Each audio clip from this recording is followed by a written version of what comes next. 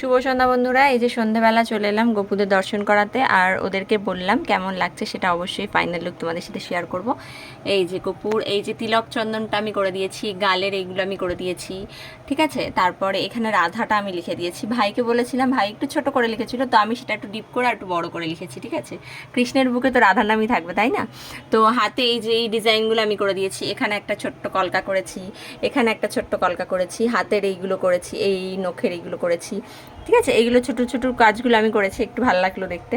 আর এই যে ছোট্ট গপুটাকে কেমন লাগছে অবশ্যই বলো। ছোটো গপুর রঙটা এখনও একটু যেন মনে হলো কাঁচা আছে, ওই জন্য আমি এখনও জামাটা পরাইনি ওকে, ঠিক আছে। এই যে বসে আছে, এখন সন্ধ্যাবেলা ওদেরকে খাবার দিয়েছি, এখন খেতে বসেছে। আর এই যে নিচে রাধারানী আর কৃষ্ণ আছে, ওদেরকে দেখাই।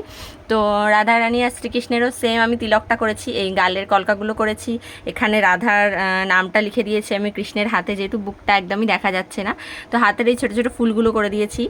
আর রাধারানী না এই কলকাগুলো একদমই করেনি ভাই, ঠিক আছে।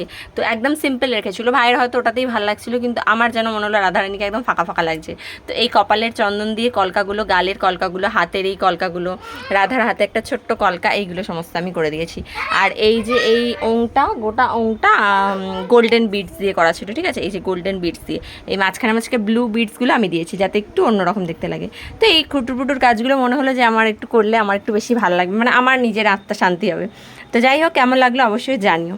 তো চলো, শুভ সন্ধ্যা সবাইকে।